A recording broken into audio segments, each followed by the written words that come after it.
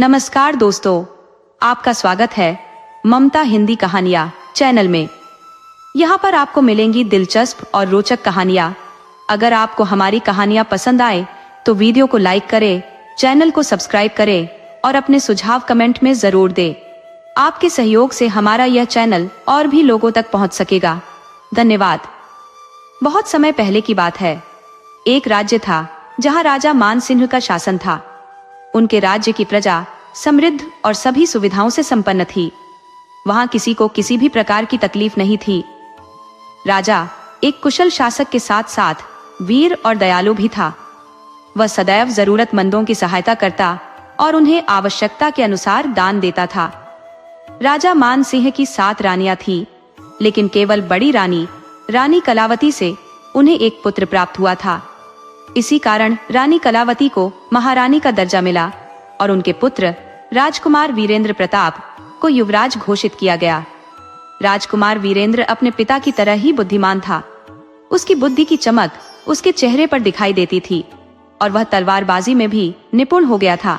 वह प्रतिदिन अपने पिता के साथ दरबार में कुछ समय बिताता और अपने तेज दिमाग से उन्हें कई मामलों में मदद करता था। राजकुमार की बुद्धिमानी से राजा बेहद प्रसन्न था। राजकुमार कभी कभी भेष बदलकर अपने राज्य की प्रजा के बीच घूमा करता, ताकि यह सुनिश्चित कर सके कि उसके राज्य के सैनिक या कर्मचारी किसी भी प्रकार से जनता को परेशान तो नहीं कर रहे हैं। एक दिन शिकार के दौरान राजकुमार अपने साथियों से बिछड़ गया और घने जंगल में भटक गया। दिन भर भटकने के बाद वह एक गांव में पहुंचा। भूख और प्यास से व्याकुल होकर उसने एक मकान के चबूतरे के पास अपने घोड़े को रोका और दरवाजे तक पहुंचा। वह दरवाजा खटखटाने ही वाला था कि अंदर से आती रोने की आवाज ने उसे रोक दिया।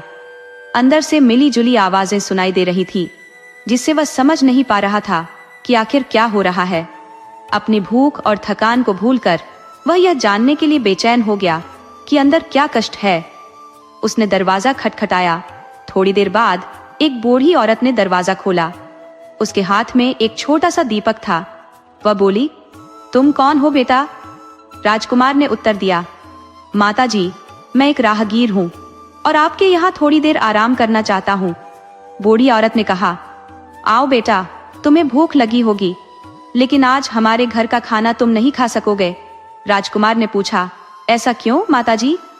तो बूढ़ी औरत ने कहा, बेटा, मेरा इकलौता बेटा आज मौत के मुंह में जा रहा है। जो भी खाना हमने बनाया है वह राक्षस के लिए है। राजकुमार ने कहा, माता जी, कृपया मुझे पूरी बात बताइए। बूढ़ी औरत ने कहा, पहले अंदर आओ और पानी पी लो। बूढ़ी माई से राजकुमार ने कहा, माता जी, आपके घर में इतने सारे पकवान बने हैं और आपका बेटा राक्षस के पास जा रहा है, ये सब मेरी समझ में नहीं आ रहा है। बूढ़ी माई ने उत्तर दिया, बेटा, तुम परदेसी हो, हमारे दुख की कथा जानकर क्या करोगे? फिर भी अगर तुम सच में जानना चाहते हो तो मैं तुम्हें सब कुछ बताती हूँ। थोड़ी देर रुककर उसने कहना शुरू किया, हमारी नगरी के दक्षिण में एक वीरान पहाड़ी है जहाँ एक राक्षस रहता है। पहले वह रोज किसी न किसी इंसान या जानवर को उठा कर ले जाता था। नगरवासियों ने मिलकर तय किया कि रोजाना सुबह एक आदमी और कुछ पकवान उस राक्षस के लिए पहाड़ी पर भेज दिए जाएंगे। तब से हर घर में बारी बारी से कोई न कोई उस राक्षस की भेंट बनता है। राजकुमार ने कहा, तो आज तुम्हारे बेटे की बारी है माँ जी। बूढ़ी माई ने रोते हुए कहा, हाँ बेटा, यही सच्चाई है। ये मेरा इकलौता बेटा है और कुछ ही समय पहले इसकी शादी हुई है। मुझे एक तरफ अपने बेटे की चिंता है और दूसरी तरफ इस बात का दुख है कि मेरी बहू इतनी छोटी उम्र में विधवा हो जाएगी। राजकुमार वीरेंद्र के दिल में राजवंश का खून दौड़ रहा था। अपनी प्रजा की इस विपत्ति को वह कैसे सहन कर सकता था? उसने तुरंत कहा, माँ जी, आप लोग चिंता मत करें, कल सुबह आपका बेटा उस राक्षस के पास नहीं जाएगा। बूढ़ी माई ने आश्चर्य से पूछा, फिर कौन जाएगा बेटा? और अगर सूरज निकलने से पहले राक्षस को भेंट नहीं पहुंची तो वह पूरी नगरी को नष्ट कर देगा। राजकुमार ने आत्मविश्वास से कहा, माई, तुम्हारे बेटे की जगह मैं जाऊंगा और उस राक्षस को मारकर वापस आऊंगा। बूढ़ी माई ने दुखी स्वर में कहा, नहीं बेटा, मैं तुम्हें मौत के मुंह में कैसे भेज सकती हूँ। लेकिन राजकुमार ने किसी तरह उसे समझा बुझाकर मना लिया। अगली सुबह राजकुमार पकवान लेकर उस पहाड़ी की ओर चल पड़ा। नगर से दूर जाकर उसने सिर पर रखी टोकरी नीचे उतारी और उसमें से भगवानों की जगह पत्थरों के टुकड़े रखकर राक्षस की गुफा की तरफ बढ़ गया। गुफा के दरवाजे पर पहुंचकर उसने जोर से आवाज लगाई, राक्षस, तुम्हारा भोजन आ गया है, जल्दी आओ, तुम्हें भूख लगी होगी। गुफा से एक भयानक गरज के साथ राक्षस बाहर निकला और कहा, आज तू आया है? तुम्हारे नगर में क्या अब मोटे ताजे आदमी नहीं बचे हैं जो हर रोज ऐसे कमजोर लोग भेजते हो? राजकुमार ने हिम्मत से कहा, चल पहले स्नान कर लो, फिर तुझे अपने कंधों पर बिठाकर वापस गुफा में ले चलूंगा। राक्षस को मजबूरी में मानना पड़ा। वह नदी में उतरा और कहा, मैं तुम्हारे कंधों पर बैठकर ही वापस जाऊंगा, मेरे गीले पैर जमीन पर नहीं रख सकता। राजकुमार ने तीर कमान से राक्षस की आंख पर निशाना साधा और तीर छोड़ दिया। तीर सीधे राक्षस की आंख में जा धंसा। दर्द और गुस्से से राक्षस चिल्लाया और गीले पैरों के साथ बाहर आ गया। जैसे ही उसने जमीन पर पैर रखा, उसकी सारी शक्ति खत्म हो गई। राजकुमार ने तुरंत तीरों की बौछार कर दी, जिससे राक्षस जमीन पर गिर पड़ा। फिर राजकुमार ने अपनी तलवार निकाली और राक्षस का सिर काट दिया। राक्षस का सिर लेकर वह नगर में वापस आया और नगर वासियों को बताया कि उसने राक्षस का अंत कर दिया है। पहले तो किसी को यकीन नहीं हुआ, लेकिन जब नगर के बड़े बूढ़ों ने राक्षस का सिर देखा, तब सबको विश्वास हो गया। तभी राजकुमार के सैनिक उसे ढूंढते हुए उसके पास पहुंच गए। जैसे ही नगर वासियों को पता चला कि वह राजकुमार है, लोग उसे देखने के लिए उमड़ पड़े। सबका आशीर्वाद लेकर राजकुमार राजधानी की ओर रवाना हुआ। राक्षस का सिर भी वह अपने साथ ले गया। राजधानी पहुंचते ही राजकुमार के साथियों ने राजा को उसकी बहादुरी की पूरी कथा सुनाई। ये सुनकर राजा खुशी से झूम उठे। उन्होंने अपने पुत्र का तिलक किया, उसे गले से लगा लिया और कहा, बेटा, अब अपनी दूसरी माताओं से भी आशीर्वाद लो। महारानी कलावती ने भी राजकुमार को आशीर्वाद देने का आग्रह किया। राजकुमार अपनी मां की आज्ञा मानकर दूसरी रानियों के निवास में पहुंचा। कुछ रानियों ने दिल से आशीर्वाद दिया तो कुछ ने ऊपरी तौर पर ही आशीर्वाद दे दिया। लेकिन सबसे छोटी रानी, जो राजकुमार से ईर्ष्या करती थी, व्यंग्य से बोली, युवराज, एक छोटे से राक्षस को मारने से कुछ नहीं होता। मैं तो तुम्हारी बहादुरी तब मानूंगी जब तुम राजकुमारी फूलवती की डोली लेकर इस दरवाजे पर आओगे। राजकुमार ने गंभीर स्वर में कहा, माँ, ये राजकुमारी फूलवती कौन है? मैं अवश्य उसकी डोली लेकर आऊंगा। छोटी रानी हंसते हुए बोली, अरे राजकुमार, बड़े बड़े योद्धा वहां जाकर मौत के शिकार हो चुके हैं। राजकुमारी फूलवती की प्रतिज्ञा है कि जो भी उसकी सूरत देखेगा उसे जल्लादों के हवाले कर दिया जाएगा। राजकुमार ने जिज्ञासा से पूछा, उसका राज्य कहाँ है? रानी ने उत्तर दिया, यहाँ से पूर्व दिशा में एक बड़ा राज्य है, जहाँ रूपनगर नामक राजधानी है। राजकुमार के मन में छोटी रानी की बात सुनकर यह दृढ़ संकल्प हो गया कि वह राजकुमारी फूलवती के राज्य में जाएगा और उसकी डोली साथ लाएगा। उसके अंदर एक सच्चे राजा का खून दौड़ रहा था। व्यंग्य की वह चुभन राजकुमार के दिल पर तीर की तरह लगी थी। अगले दिन वह बिना किसी को बताए चुपचाप अपनी यात्रा पर निकल पड़ा। उसे मालूम था कि अगर वह राजा या महारानी से अनुमति मांगेगा तो वे उसे जाने नहीं देंगे। रात में सपने में भी उसे राजकुमारी फूलवती ही दिखाई देती रही। सुबह होते ही वह जल्दी उठ गया और अपनी माँ के कक्ष की ओर एक नजर डालकर महल से बाहर निकल गया। महल के द्वार पर पहरेदारों ने उसे नहीं रोका, क्योंकि वे जानते थे कि राजकुमार अक्सर बिना बताए महल से बाहर जाता था। राजकुमार पैदल ही आगे बढ़ता गया।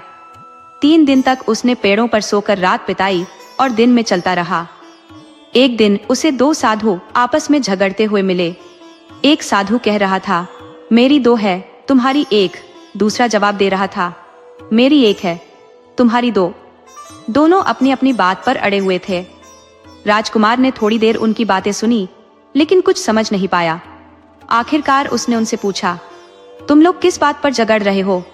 साधु बोले, तुम कौन हो? राजकुमार ने उत्तर दिया, मैं राजकुमार हूं। साधु ने कहा, अच्छा राजकुमार जी, अब आप ही हमारा फैसला कीजिए। राजकुमार ने कहा, पहले बताओ तो सही, मामला क्या है? साधु ने जवाब दिया, हमारे पास 3 अद्भुत वस्तुएं हैं जिन्हें हमने एक साथ पाया है। अब हम उनका बंटवारा करना चाहते हैं। राजकुमार ने पूछा, कौन कौन सी वस्तुएं? एक साधु ने अपनी झोली से निकालकर दिखाया। पहली यह जादुई खड़ाऊ है। इस पर सवार होकर अगर हम कहें, खड़ाऊ मुझे वहां पहुंचा दे, तो यह हमें उसी जगह पहुंचा देती है। राजकुमार ने कहा, अच्छा, और दूसरी चीज? साधु ने कहा, यह जादुई थैली है। इसमें अगर हम कहें, थैली मुझे इतना धन चाहिए, तो हमें तुरंत उतना धन मिल जाता है। राजकुमार ने कहा, बहुत बढ़िया। और तीसरी चीज? साधु ने कहा, यह घंटी है। इसे बजाकर अगर हम कहें, घंटी मुझे यह खाना चाहिए, तो वह खाना तुरंत हाजिर हो जाता है। साधु ने आगे कहा, अब आप तय कीजिए कि इनमें से कौन सी 2 वस्तुएं किसे मिलेंगी और कौन सी एक? राजकुमार ने कहा, पहले यह बताओ कि इन वस्तुओं को पाने के लिए तुम दोनों ने क्या किया था? साधु ने कहा, कुछ नहीं किया। ये वस्तुएं हमारे गुरु ने अंतिम समय में हमें दी थी। उन्होंने कहा था, तुम दोनों इन्हें आपस में बांट लेना। राजकुमार ने गंभीरता से सोचा और बोला, तीनों चीजें मेरे पास रख दो। मैं एक तीर पश्चिम की ओर और दूसरा तीर पूर्व की ओर छोड़ूंगा। जो भी उन तीरों को पहले उठाकर लाएगा, उसे 2 चीजें मिलेंगी और दूसरे को 1। अगर तुम्हें यह मंजूर हो तो तैयार हो जाओ। दोनों साधुओं ने हामी भरी और तैयार हो गए। राजकुमार ने धनुष उठाया, दोनों दिशाओं में तीर छोड़े और कहा, 1, 2, 3। दोनों साधु तेजी से विपरीत दिशाओं में भागे। जैसे ही दोनों काफी दूर निकल गए, राजकुमार ने तीनों जादुई चीजें अपने कब्जे में कर ली और आसपास छिपने की जगह तलाशने लगा। वह यह देखना चाहता था कि साधु आपस में कैसे लड़ेंगे। काफी समय बाद दोनों साधु पसीने में भीगे हुए वापस लौटे और राजकुमार को वहां न पाकर हैरान हो गए। एक साधु ने कहा, अरे राजकुमार कहाँ गया? दूसरे ने उत्तर दिया, मुझे लगता है उसने हमें धोखा दे दिया। वह यहीं कहीं छिपा होगा, चलो उसे ढूंढते हैं। दोनों साधु अपनी मूर्खता पर पछताने लगे और राजकुमार को हर तरफ तलाशने लगे, लेकिन राजकुमार एक मिट्टी की गुफा में छिपकर उन्हें देख रहा था। जब वे दोनों थक गए तो वे वहीं रुक गए। एक साधु ने पास के घास के पत्ते को तोड़ा और उसे सूंघा। अचानक दोनों साधु बंदर में तब्दील हो गए और पास के सूखे बेर के पेड़ पर चढ़कर बेर खाने लगे। पेट भरने के बाद उन्होंने एक और तरह की घास सूंघी और फिर से इंसान बन गए। पछताते हुए दोनों साधु वहां से चले गए। राजकुमार अपने छिपने के स्थान से बाहर निकला और दोनों तरह की घास की पहचान कर ली। उसने उन पत्तों को अलग अलग तोड़कर अपने पास रख लिया। फिर उसकी नजर बेर के पेड़ पर पड़ी। उसे भूख लगी थी, इसलिए उसने बंदर में बदलने वाली घास सूंघी और बंदर बन गया। पेड़ पर चढ़कर उसने मीठे बेर खाए। पेट भरने के बाद उसने इंसान में बदलने वाली घास सूंघी और फिर से इंसान बन गया। अब उसके पास साधुओं से छीनी हुई जादुई चीजें थीं। उसने रूपनगर पहुंचने का निर्णय किया। उसने जादुई खड़ाऊ पहन ली और बोला, चल मेरे गुरु की खड़ाऊ, मुझे रूपनगर पहुंचा दे। खड़ाऊ उसे लेकर उड़ने लगी। वह बादलों के बीच से गुजरते हुए ऊंची पहाड़ियों और सुंदर चोटियों को देख रहा था।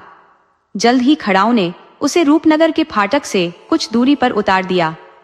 वहां से वह पैदल ही नगर के दरवाजे की ओर बढ़ा। दरवाजे पर सिपाही पहरा दे रहे थे और बाहर से आने वाले लोगों से पूछताछ कर रहे थे। जब राजकुमार ने उन्हें बताया कि वह राजकुमारी फूलवती की डोली लेने आया है, तो सिपाही उसे हैरानी से देखने लगे। एक सिपाही बोला, तुम अभी जवान हो, सुंदर भी हो, तुम्हारी शादी कहीं और भी हो सकती है, यहाँ आकर अपनी जान जोखिम में क्यों डाल रहे हो? राजकुमार ने गंभीरता से पूछा, यह किस खतरे की बात कर रहे हो? सिपाही ने जवाब दिया, जो भी राजकुमारी की शक्ल देख लेता है, उसे राजा के आदेश अनुसार जल्लादों के हवाले कर दिया जाता है। अब तक सैकड़ों राजकुमार यहाँ आए, लेकिन कोई भी वापस नहीं जा सका।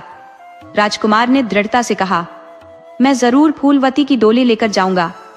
सिपाही ने हंसते हुए कहा, यहाँ आने वाला हर व्यक्ति यही उम्मीद लेकर आता है, लेकिन कोई अपनी मुराद पूरी नहीं कर पाया। फिर भी जब राजकुमार ने जिद नहीं छोड़ी, तो वह दरवाजे से हटकर जंगल की ओर चला गया और रात का इंतजार करने लगा। उसके मन में यह सवाल उठ रहा था कि आखिर राजकुमारी ने ऐसा विचित्र नियम क्यों बनाया जिससे उसकी शादी नहीं हो सकती। राजकुमार ने मन ही मन ठान लिया कि वह राजकुमारी को अपनी प्रतिज्ञा तोड़ने पर मजबूर कर देगा।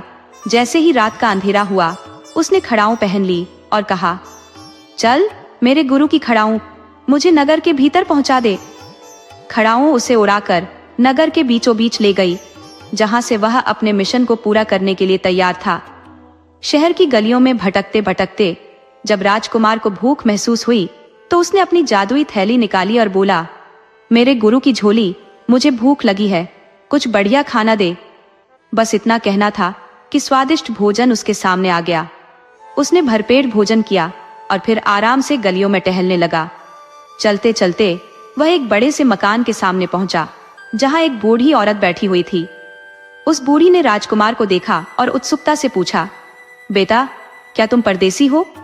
राजकुमार ने जवाब दिया, हाँ माँ, मैं इस शहर में आज ही आया हूँ। बूढ़ी औरत ने हंसते हुए कहा, तो फिर आज मुझे खाना मिलेगा? ये सुनकर राजकुमार हैरान हो गया और बोला, आपके पास इतना बड़ा मकान है, फिर भी आप खाने के लिए बैठी हैं? बूढ़ी औरत ने समझाया, बेटा, भगवान की कृपा से मेरे पास सब कुछ है, पर मेरा कोई बेटा नहीं है। जब तक कोई परदेसी मेरे घर आकर खाना नहीं खाता, मैं भी खाना नहीं खाती। कई बार ऐसा होता है कि अगर 2-4 दिन कोई परदेसी नहीं आता तो मुझे भी बिना खाना खाए रहना पड़ता है। राजकुमार ने कहा, तो फिर मैं कुछ दिन आपके पास रुकूंगा ताकि आपको खाना खाने को मिले। बूढ़ी औरत ने उसे प्यार से बुलाया और कहा, पहले हाथ मुंह धो लो और थोड़ा खाना खा लो। भले ही राजकुमार की भूख मिट चुकी थी, पर बूढ़ी औरत का प्रेम देखकर उसने थोड़ा सा खाना खा लिया। फिर उसने राजकुमार के लिए पास ही एक बिस्तर लगाया और बोली, बेटा, तुम कहां से आए हो और कहां जाने का इरादा है? राजकुमार ने जवाब दिया, माँ, मैं राजकुमारी फूलमती से विवाह करने आया हूँ और जब तक मैं उसकी शर्त नहीं तोड़ूंगा तब तक आपके पास ही रुकूंगा। बूढ़ी ने दुखी होकर कहा, अरे बेटा, उस दुष्ट राजकुमारी को भूल जाओ, उसने अब तक सैकड़ों राजकुमारों की जान ले ली है। राजकुमार ने शांत स्वर में कहा, माँ, चिंता मत करो, मैं उसकी डोली लेकर ही जाऊंगा। बूढ़ी ने उसे काफी समझाने की कोशिश की, पर राजकुमार के अडिग निश्चय को देख वह चुप हो गई। रात के अंधेरे में जब बूढ़ी गहरी नींद में सो गई, राजकुमार धीरे से उठा। मकान के आंगन में जाकर उसने अपनी जादुई खड़ाऊं पहनी और बोला, चल मेरे गुरु की खड़ाऊं, मुझे राजकुमारी फूलमती के सोने के कमरे में पहुंचा दे। खड़ाऊं ने उसे उड़ाते हुए राजमहल के ऊपर पहुंचा दिया, जहां राजकुमारी का कक्ष भी था। महल के चारों ओर तलवारें लिए पहरेदार घूम रहे थे, पर राजकुमार आसमान से सीधे नीचे उतर रहा था, इसलिए किसी की नजर उस पर नहीं पड़ी। राजकुमारी के कमरे की खिड़की खुली हुई थी। अंदर पलंग पर राजकुमारी गहरी नींद में सो रही थी। उसकी सुंदरता देखकर राजकुमार मंत्रमुग्ध हो गया। वह बहुत देर तक बस उसे देखता रहा, जैसे कोई जादू की छड़ी उसे बांधे रखे हो। राजकुमार ने धीरे से राजकुमारी का सुनहरा रुमाल उठाया और अपनी जेब में रख लिया। उसकी जगह अपना रुमाल रख दिया। रुमाल के अंदर एक चिट्ठी भी रखी, जिसमें लिखा था, मेरी प्यारी राजकुमारी, मैंने तुम्हारे दर्शन कर लिए हैं। अपनी प्रतिज्ञा के अनुसार तुम मुझे जल्लादों के हवाले कर सकती हो, पर तुम मुझे खोज नहीं पाओगी। मैं कल फिर आऊंगा तुम्हारे लिए गहने और सुहाग का सामान लेकर। तुम्हारा अपना राजकुमार। इसके बाद राजकुमार अपनी खड़ाऊं पहनकर वापस बूढ़ी के मकान में लौट आया और सो गया। सुबह जब राजकुमारी उठी तो उसने देखा कि उसके रुमाल की जगह किसी और का रुमाल पड़ा हुआ है। ये देखकर वह दंग रह गई। राजकुमार की चिट्ठी पढ़ते ही वह क्रोधित हो उठी। पूरे महल में अफरा तफरी मच गई। पहरेदारों को कैद कर लिया गया और पूरे राज्य में उस राजकुमार की तलाश शुरू हो गई। खबर बिजली की तरह पूरे नगर में फैल गई। रात को राजकुमारी के महल पर सख्त पहरा बैठा दिया गया। उधर बुढ़िया ने राजकुमार को जगाया और कहा, बेटा सुनो, कोई आदमी रात को राजकुमारी के कमरे में जाकर उसका रुमाल बदल आया है। राजकुमार ने चुपचाप बुढ़िया की बात सुनी और शाम तक कहीं न जाने का फैसला किया। जैसे ही रात हुई और बुढ़िया सो गई, राजकुमार ने फिर से अपनी खड़ाऊं पहनी और उड़कर राजकुमारी के महल में पहुंच गया। पहरेदारों को बिल्कुल भी भनक नहीं थी कि जिसे पकड़ने के लिए ते इतना सख्त पहरा दे रहे हैं, वह पहले ही महल के भीतर दाखिल हो चुका है। राजकुमारी ने खुद अपने कमरे के चारों ओर पहरे का इंतजाम देखा और कुछ संतुष्ट होकर सो गई। जब राजकुमार उसके कमरे में पहुंचा तो वह गहरी नींद में थी। राजकुमार ने धीरे से उसकी मांग में सिंदूर भर दिया और माथे पर टीका लगा दिया। धन देने वाली थैली से गहने निकालकर उसके सिराहने रख दिए। सभी कामों से निपटने के बाद राजकुमार ने वहीं बैठकर एक छोटा सा संदेश लिखा, जिसमें लिखा, प्रिय राजकुमारी, उम्मीद करता हूँ कि मेरी उपस्थिति आपको पसंद आई होगी। कल मैं फिर आऊंगा और आपके लिए उपहार लाऊंगा। यदि आप मेरे विवाह प्रस्ताव को स्वीकार करती हैं, तो कृपया जवाब में एक पत्र छोड़ दीजिएगा। आपका राजकुमार। सुबह से पहले ही राजकुमार वहां से निकल गया। जब राजकुमारी की आंख खुली तो उसकी नजर पास रखे हुए गहनों और पत्र पर पड़ी। पत्र पढ़ते ही राजकुमारी का चेहरा गुस्से से तमतमा उठा। उसकी दासी ने जब उसे माथे पर सिंदूर और टीके के बारे में बताया तो वह तुरंत अपने पिता के पास गई और बोली, पिताजी, आप देखिए, ये सब उसी शैतान की करतूत है जिसे कल आपके सैनिक नहीं पकड़ पाए। वह फिर से मेरे महल में आ घुसा। राजा ने चकित होकर सेनापति को बुलाया और पूछा, राजकुमारी के महल में वह शैतान कैसे घुस गया?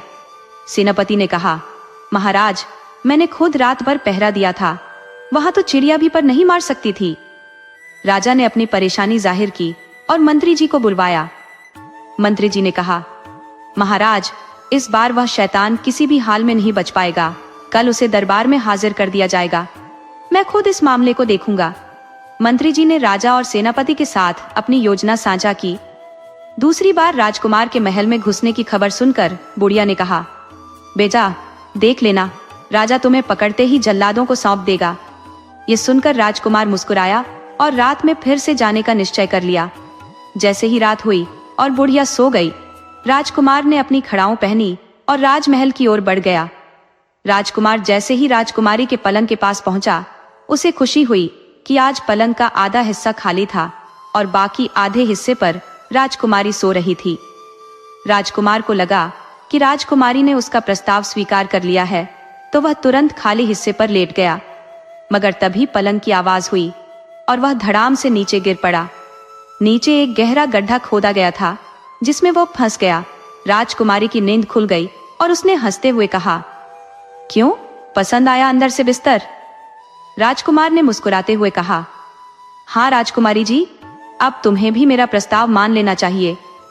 मैंने तुम्हारे कमल जैसे मुख के दर्शन तीसरी बार कर लिए हैं, जैसा तुमने शर्त रखी थी। राजकुमारी ने ठहाका लगाते हुए कहा, अभी नहीं, अगली बार जब मेरे दर्शन करोगे तब तुम्हारे प्रस्ताव पर विचार करूंगी। फिलहाल तुम यहीं आराम से रहो। सुबह होते ही तुम्हारी मुलाकात जल्लादों से होगी। राजकुमार ने कहा, अगर तुम कहती हो तो मैं जरूर तुम्हारे दर्शन फिर से करूंगा। राजकुमारी ने हंसते हुए कहा, सुबह देखा जाएगा। तुमने मेरी नींद खराब कर दी। अब मैं दूसरे कमरे में सोने जा रही हूँ। राजकुमारी दूसरे कक्ष में चली गई। राजकुमार एक खड़ाऊं पहने हुए था, लेकिन दूसरी खड़ाऊं गड्ढे में गिर गई थी। वह उसे खोजने की कोशिश कर रहा था, जबकि बाहर पहरेदारों की आवाजें सुनाई दे रही थी। एक कह रहा था, आज वह शैतान फंस गया, तो दूसरा बोला, चलो, इसका भी काम तमाम हुआ। उनमें से एक पहरेदार दौड़कर बड़े मंत्री को बुलाने चला गया। कई पहरेदार दरवाजे पर कान लगाए हुए अंदर की आवाजें सुन रहे थे। उसे फौरन निकालकर कैद में डाल दो। मंत्री ने कहा, हुजूर, चिंता की कोई बात नहीं है। वह इस गड्ढे में सारी जिंदगी भी जद्दोजहद करता रहेगा। बाहर निकलना असंभव है। एक सिपाही ने कहा, गड्ढा बहुत गहरा है, वह अब तक अंदर ही हाथ पांव मार रहा होगा। उसे पूरी रात यहीं पड़े रहने दो। इतना कहकर मंत्री चला गया। राजकुमार को बाहर सिपाहियों की बातचीत साफ सुनाई दे रही थी। जब उन्होंने कहा कि उसे सुबह निकाला जाएगा, तो राजकुमार की चिंता थोड़ी कम हुई। उसने जल्दी जल्दी अपनी खड़ाऊं ढूंढने की कोशिश शुरू कर दी। मिट्टी और पसीने से सारा शरीर भारी हो चुका था। आधे घंटे की मशक्कत के बाद उसे दूसरी खड़ाऊं मिल गई। जैसे ही उसने खड़ाऊं पहनी, वह फुर्ती से वहां से भाग निकला। राजकुमार बुढ़िया के घर पहुंचा, कपड़े उतार कर नहाया और चुपचाप जाकर सो गया। सुबह उठते ही उसने वे कपड़े बुढ़िया से धुलवाने के लिए धोबी के पास भिजवा दिए। उधर जब सिपाही सुबह गड्ढे के पास पहुंचे तो उसे खाली देखकर घबरा गए। खबर फौरन राजा तक पहुंची। राजा ने मंत्री जी को बुलाकर कहा, मंत्री जी, वह शैतान आग के जाल से भी निकल भागा। मंत्री जी ने कहा, महाराज, फिक्र की कोई बात नहीं है, वह हमसे दूर नहीं जा पाएगा। आप आदेश दे कि जो भी व्यक्ति नीले रंग के कपड़े पहने मिले उसे गिरफ्तार कर दरबार में पेश किया जाए। राजा ने कहा, लेकिन नीले कपड़े तो कई लोग पहनते होंगे। मंत्री जी ने समझाया, महाराज, लेकिन उस शैतान के कपड़े में नीला रंग ज्यादा होगा। राजा ने तुरंत यह आदेश कोतवाल को दिया। सैनिकों ने आदेश का पालन करते हुए शहर में नीले कपड़े पहने हुए लोगों की खोज शुरू कर दी। जिस धोबी के पास राजकुमार के कपड़े धोने के लिए गए थे, उसी दिन धोबी के बेटे की बारात जानी थी। उसने जल्दी जल्दी राजकुमार के सुनहरे कपड़े साफ किए और शाम को अपने बेटे को वे कपड़े पहनाकर घोड़ी पर बिठा दिया। राजा ने यह बात आम लोगों तक नहीं पहुंचने दी थी। जैसे ही धोबी के बेटे की बारात चौक बाजार से गुजरी, सिपाहियों की नजर उसके कपड़ों पर पड़ी। उन्होंने धोबी के बेटे को पकड़कर कोतवाली ले जाकर बंद कर दिया। वहां से कोतवाल उसे राजमहल ले गया और राजा के सामने पेश किया। राजा ने क्रोधित होकर कहा, मंत्री जी, यही वह धोबी का लड़का है जिसे पकड़कर आपके सामने पेश किया गया है। कोतवाल ने सारी घटना राजा को बताई। राजा ने गुस्से में कहा, इस शैतान की इतनी हिम्मत, इसे तुरंत मौत की सजा दी जाए। इसका सिर काटकर उसकी आंखें राजकुमारी की हार में डाल दी जाए। धोबी का लड़का यह सुनकर कांपने लगा। उसके पीछे पीछे उसका पिता भी वहां पहुंचा और रोते हुए बोला, महाराज, दया करो, मेरा बेटा निर्दोष है, इसका क्या कसूर है। राजा ने कहा, तुम्हारे बेटे का सबसे बड़ा अपराध यही है कि वह जिंदा है। इस नीच ने राजकुमारी के महल में घुसकर हमारी इज्जत पर हाथ डाला है। धोबी ने कहा, महाराज, ऐसा नहीं हो सकता, हम गरीब लोग हैं, हमारी इतनी हिम्मत नहीं हो सकती। तभी मंत्री जी वहां पहुंचे और नीले कपड़े पहने हुए व्यक्ति को पकड़े जाने की खबर सुनते ही धोबी के लड़के को देखकर बोले, यह लड़का 3 बार राजकुमारी के महल में घुस गया और फिर बाहर भी आ गया, क्या यह सच है। मंत्री जी ने कहा, यह शैतान जरूर कोई चालाकी कर रहा है। उन्होंने धोबी के बेटे से पूछा, तुम्हारा नाम क्या है। लड़के ने कांपते हुए कहा, मेरा नाम मंगू है। तभी उसके पिता ने कहा, हुजूर, मेरा बेटा बेकसूर है, आज इसकी शादी थी और ये कपड़े मैंने खुद नहीं सिलवाए। धोबी ने कहा, हुजूर, मैं भी यही सोच रहा था कि ये कपड़े किसी राजकुमार के होने चाहिए। मंत्री जी ने मुस्कुराते हुए कहा, तुम्हारे बेटे की जान बच सकती है अगर तुम सच सच बता दो कि ये कपड़े तुम्हें किसने दिए थे। धोबी ने कहा, महाराज, मैं झूठ नहीं बोल सकता, ये कपड़े आज सुबह हमारे मोहल्ले के बड़े मकान में रहने वाली बुढ़िया ने दिए थे। मेरे बेटे को ये कपड़े ठीक आते थे तो मैंने सोचा कि शादी में यही पहना दूंगा। मंत्री ने कहा, क्या तुम हमें उस बुढ़िया के पास ले चलोगे। धोबी बोला, चलो सरकार। महाराज और मंत्री समझ गए कि धोबी और उसका बेटा निर्दोष है, इसलिए धोबी की प्रार्थना पर उसके बेटे को छोड़ने का फैसला किया गया। मंत्री ने राजा को सारी बात बताई तो राजा ने कहा, ठीक है, लेकिन उस शैतान को तुरंत हमारे सामने लाओ। मंत्री जी अपने सिपाहियों को साथ लेकर धोबी के साथ बुढ़िया के मकान की ओर चल दिए। जब मकान दूर से दिखा तो मंत्री जी ने सिपाहियों को वहीं रुकने का आदेश दिया और खुद अकेले उस मकान की तरफ बढ़े। मकान पर पहुंचने पर बुढ़िया उन्हें वहीं मिल गई।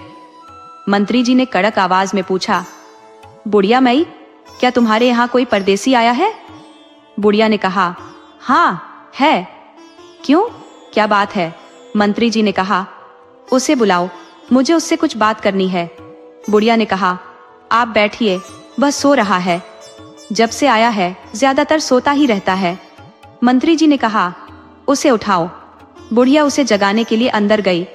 जैसे ही राजकुमार बाहर निकला, सिपाहियों ने उसे पकड़ लिया। राजकुमार ने कहा, मुझे कपड़े तो पहन लेने दो। मंत्री जी ने इजाजत दी और राजकुमार ने खड़ाऊं पहनकर सिपाहियों के साथ चल दिया। राजा के सामने पहुंचकर उसने झुककर प्रणाम किया। राजा ने गुस्से में कहा, शैतान, कौन हो तुम। राजकुमार ने कहा, महाराज, मैं एक राजकुमार हूँ, मेरे पिता का नाम मान सिंह है।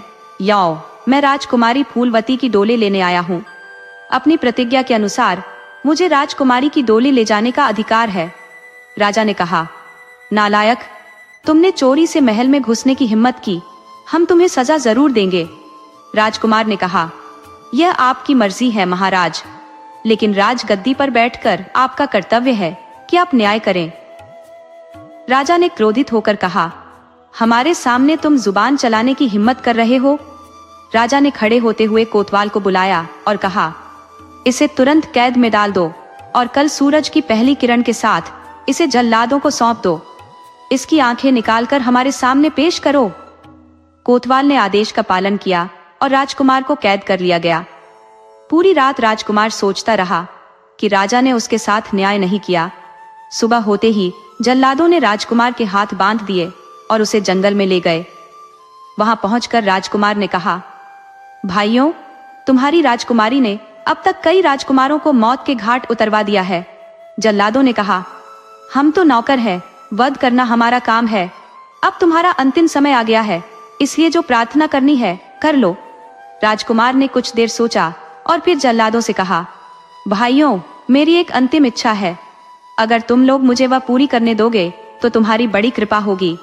जल्लादों ने कहा, जिंदगी के अलावा इस जगह पर तुम्हारी जो भी इच्छा हो पूरी कर लो। तब राजकुमार ने कहा, मैं एक बार राजकुमारी के महल के दर्शन करना चाहता हूँ। जल्लादों ने कहा, अब यह कैसे संभव हो सकता है? हम तुम्हें वध स्थान पर ले आए हैं, यहाँ से तुम्हें वापस शहर नहीं ले जाया जा सकता। राजकुमार ने कहा, लेकिन मैं तो यहीं से दर्शन कर सकता हूँ। जल्लादों ने पूछा, वह कैसे? राजकुमार ने पास खड़े बरगद के पेड़ की ओर इशारा करते हुए कहा, उस पेड़ की चोटी पर चढ़कर। जल्लादों ने एक दूसरे को देखा। उनकी विशालकाय काया के सामने राजकुमार दुबला पतला था। उनके पास तेज धार वाली तलवारें थी और उन्होंने सोचा, पेड़ से भागकर यह कहां जाएगा?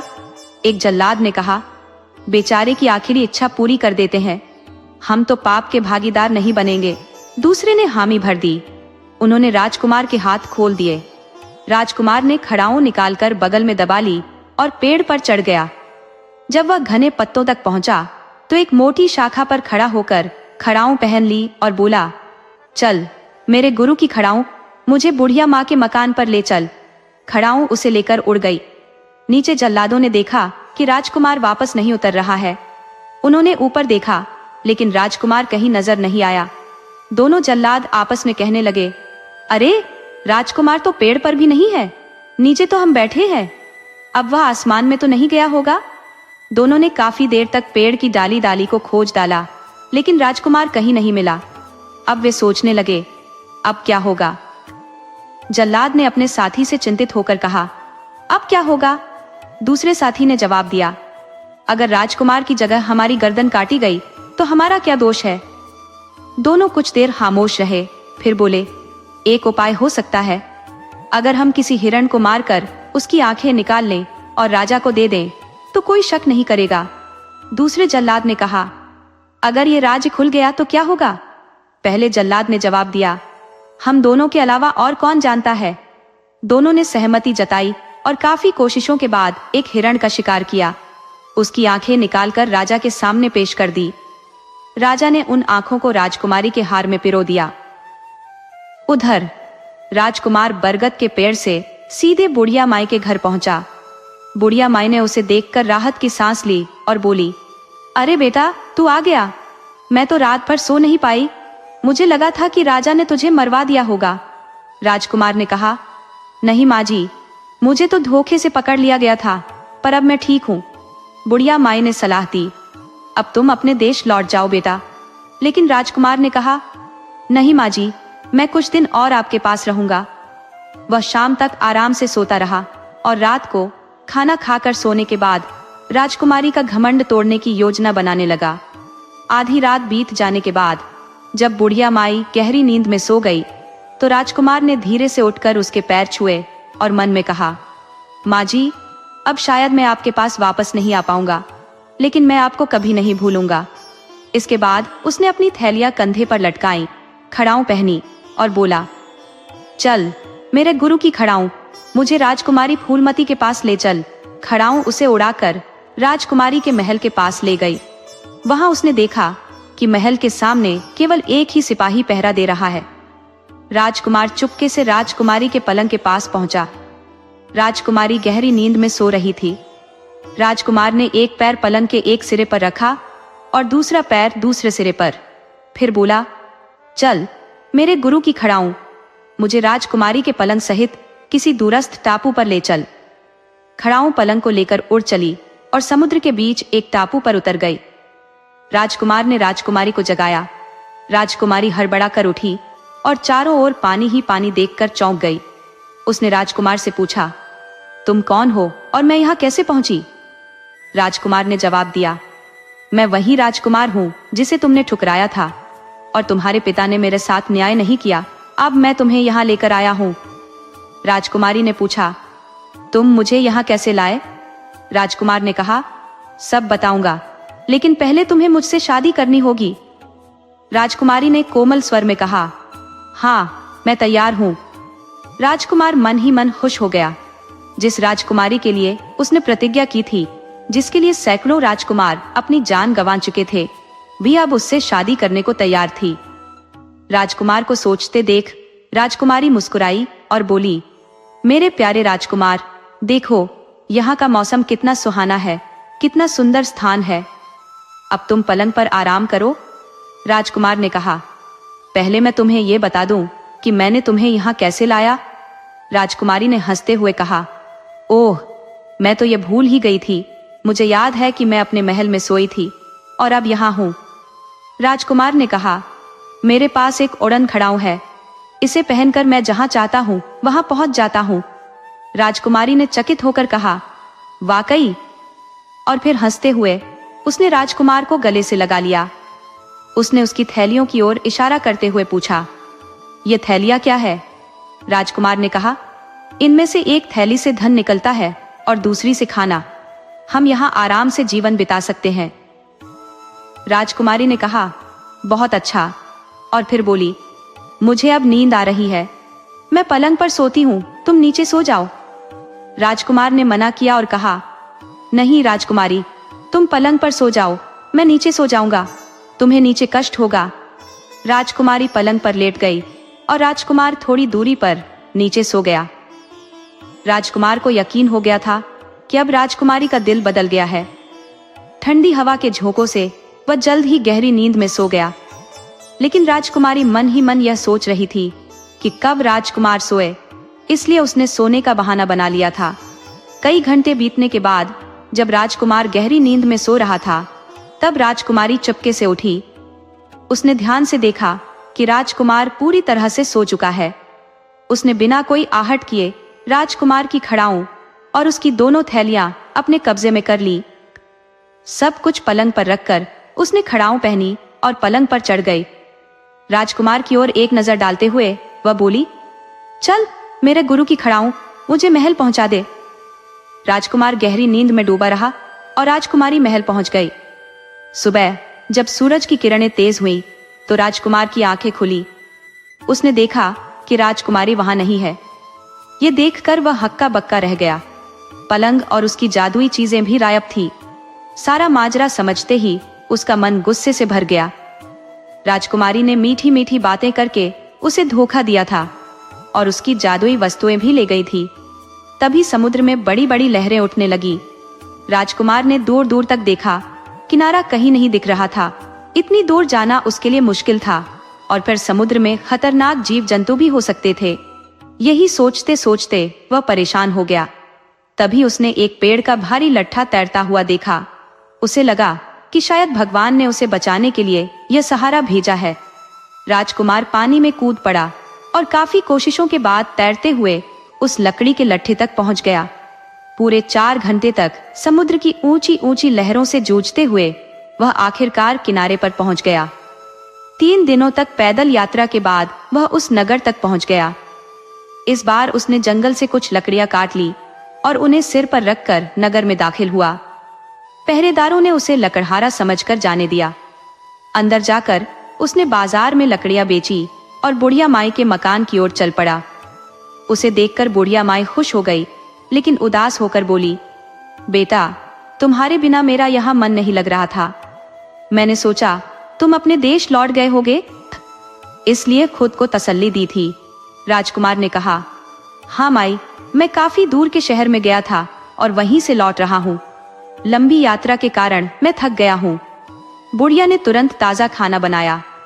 खाना खाने के बाद राजकुमार ने कुछ सोचा और बुढ़िया से कहा, माई, वैसे तो मैंने आपको पहले ही बहुत कष्ट दिया है, लेकिन अब एक और कष्ट देने वाला हूँ। बुढ़िया माई बोली, बेटा, तुम तो मेरे अतिथि हो, तुम्हारे लिए जो भी कर सकूं करूंगी। राजकुमार ने कहा, माई, मुझे छोटे छोटे चांदी के गहने बनवा दो, जैसे कि छोटे बच्चों के होते हैं। बुढ़िया ने हैरानी से पूछा, बेटा, इनका तुम क्या करोगे? राजकुमार ने जवाब दिया, बस मन कर रहा है कि इन्हें अपने पास रखूं। बुढ़िया माई बोली, ठीक है बेटा, तुम आराम करो, मैं कल बाजार जाकर तुम्हारे लिए छोटे छोटे गहने बनवा कर लाऊंगी। अगली सुबह बुढ़िया बाजार गई और चांदी के छोटे छोटे गहने खरीद लाई। शाम को राजकुमार ने इंसान से बंदर बनने वाली घास सूंघी और वे गहने हाथों और पैरों में पहन लिए। अब वह बंदर के रूप में उछलता हुआ एक मकान से दूसरे मकान की छत पर पहुंच गया। बहुत से लोगों ने उसे देखा और उसके गहनों की वजह से बच्चों की भीड़ उसके पीछे लग गई।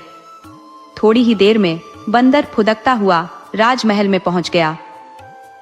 राजकुमार बंदर के रूप में चारों ओर राजकुमारी को ढूंढने लगा। उसने देखा कि राजकुमारी महल के पीछे के आंगन में बैठी है, जहां उसकी सहेलियां भी थी। राजकुमार ने उनकी बातें सुनने के लिए एक पौधे के पीछे छिपकर कान लगा दिए। राजकुमारी अपनी सहेलियों को उसी राजकुमार के बारे में बता रही थी। एक सखी ने कहा, राजकुमारी जी, आप हमारी बात का बुरा मत मानिएगा, लेकिन आपको उस राजकुमार को यूं समुद्र में असहाय छोड़कर नहीं आना चाहिए था। राजकुमारी ने बेपरवाही से कहा, अरे, ज्यादा से ज्यादा उसे कोई जीव जंतु खा गया होगा। फिर एक और सहेली ने हंसते हुए पूछा, वैसे देखने में कैसा था? राजकुमारी ने उत्तर दिया, सुंदर तो था, लेकिन मूर्ख भी था। जैसे ही मैंने उससे मीठी मीठी बातें की, उसने सोचा कि राजकुमारी फूलमती उसकी रानी बन जाएगी, लेकिन उसकी नींद में ही मैंने उसकी सारी जादुई चीजें लेकर खुद को महल में वापस पा लिया। जब राजकुमारी वहां से उठने ही वाली थी, तभी राजकुमार एकदम से उसके सामने आकर खड़ा हो गया। चारों ओर लोग बातें करने लगे, अरे देखो, ये बंदर कितना सुंदर है, गहने भी पहने हुए हैं। राजकुमारी की एक सहेली ने कहा, ये तो किसी का पालतू बंदर लगता है। दूसरा बोली, सच में ये बंदर कितना नटखट और चंचल है। बंदर ने नाचना शुरू कर दिया और राजकुमारी और उसकी सहेलियां हंस हंस कर लोटपोट हो गईं। तभी राजकुमारी ने अपने सैनिकों को बुलाया और कहा, इस बंदर को पकड़वाकर महल में रख लो। जैसे ही राजकुमारी ने बंदर को पकड़ने के लिए हाथ बढ़ाया, बंदर उछलकर उसकी गोद में आ गया। राजकुमारी ने उसे अपने कोमल हाथों से सहलाया और बंदर उसके कंधों पर बैठ गया। लेकिन तभी बंदर ने अचानक राजकुमारी के चेहरे पर 2 थप्पड़ जड़ दिए। राजकुमारी चौंक गई और गुस्से में आ गई। उसने अपने सैनिकों को तुरंत आदेश दिया कि हर हाल में उस बंदर को पकड़ो। पूरे बाग में हड़कंप मच गया, लेकिन बंदर किसी के हाथ नहीं आया। रात को जब सभी थक हार कर सो गए, बंदर महल की छत पर छिपा हुआ था। जैसे ही उसे यकीन हो गया कि सब सो चुके हैं, वह चुपचाप राजकुमारी के कमरे में घुस गया। वहां उसने धीरे से घास की पत्तियां राजकुमारी की नाक पर रख दी। घास की सुगंध जैसे ही राजकुमारी की नाक में पहुंची, वह एक बंदरिया में बदल गई। सुबह जब नौकरानी राजकुमारी को जगाने आई, तो उसने पलंग पर एक बंदरिया को देखकर शोर मचा दिया। राजकुमारी की आंखें खुली और उसने देखा कि अब वह एक सुंदर राजकुमारी नहीं, बल्कि एक बंदरिया है। उसने दुखी होकर रोना शुरू कर दिया। इस खबर से पूरे महल में खलबली मच गई। लोग जादूगरों को बुलाने लगे, लेकिन कोई भी राजकुमारी को ठीक नहीं कर पाया। अंत में राजा ने ऐलान किया कि जो भी राजकुमारी को ठीक करेगा, उसे मुंहमांगा इनाम दिया जाएगा। अगले दिन राजकुमार साधु के वेश में दरबार में पहुंचा और बोला, राजन, मैं आपकी बेटी को ठीक कर सकता हूँ, लेकिन मेरी एक शर्त होगी। लोग हैरान थे, लेकिन राजा ने कहा, जो मेरी बेटी को ठीक कर देगा, मैं उसकी शर्त मान लूंगा। जैसे ही उस नौजवान साधु ने अपनी बात रखी, सबकी निगाहें उसकी ओर मुड़ गई। कुछ लोग सोचने लगे कि शायद ये यूं ही दीने मार रहा है। राजा ने गुस्से में पूछा, बोलो, तुम कौन सी शर्त रखना चाहते हो? राजकुमार, जो साधु के भेष में था, बोला, महाराज, मैं चाहता हूँ कि आप अपनी राजकुमारी की शादी मुझसे कर दे। ये सुनकर राजा का गुस्सा 7वें आसमान पर पहुंच गया। वो अपनी गद्दी से उठ खड़ा हुआ और चिल्लाते हुए बोला, दुष्ट, ऐसे समय में जब हम पर मुसीबतों का पहाड़ टूटा है, तुम हमारा अपमान कर रहे हो। साधु बने राजकुमार ने शांति से कहा, राजन, क्रोध से कुछ हासिल नहीं होगा। अगर आप अपनी बेटी की असली सूरत देखना चाहते हैं तो मेरी शर्त माननी होगी। राजा का गुस्सा और बढ़ने ही वाला था, लेकिन मंत्री ने आगे बढ़कर स्थिति को संभाला। उन्होंने राजकुमार बने साधु से कहा, साधु महाराज, क्या आप सचमुच राजकुमारी से विवाह करना चाहते हैं? लेकिन शायद आपको पता नहीं, इस राज्य के कानून के अनुसार जो भी ऐसा प्रस्ताव रखता है उसे जल्लादों के हवाले कर दिया जाता है। राजकुमार ने उत्तर दिया, मंत्री जी, मुझे सब पता है। पहले भी महाराज ने मुझे जल्लादों के हवाले किया था, पर मैं फिर भी जीवित हूँ। ये कहते हुए राजकुमार ने अपना साधु वाला भेष उतार दिया। राजा हैरानी से बोला, तुम अभी तक जिंदा कैसे हो? राजकुमार ने मुस्कुराते हुए कहा, महाराज, चाहे आप मुझे हजारों जल्लादों के सामने क्यों न खड़ा कर दें, मुझे कोई नुकसान नहीं पहुंचा सकता। राजा ने सिपाहियों को हुक्म दिया, इसे कैद में डाल दो और कल सुबह इसका सिर काटा जाएगा। राजकुमार को फिर से गिरफ्तार कर लिया गया, लेकिन उसके चेहरे पर मुस्कान बनी रही। जब राजा रानी के पास पहुंचे तो उन्होंने बातचीत में राजकुमार की शर्त का भी जिक्र किया। रानी ने चिंता जताई, आपने उसे जेल में डाल दिया, लेकिन आखिरकार आपको राजकुमारी की शादी करनी ही है। हमारी बेटी अब बंदरिया बन गई है और हम उसे हमेशा के लिए कुमारी तो नहीं रख सकते। राजा ने कहा, लेकिन उस दुष्ट ने शादी की शर्त रखी है जो मुझे स्वीकार्य नहीं है। रानी ने कहा, महाराज, आप मेरी बात मान लीजिए।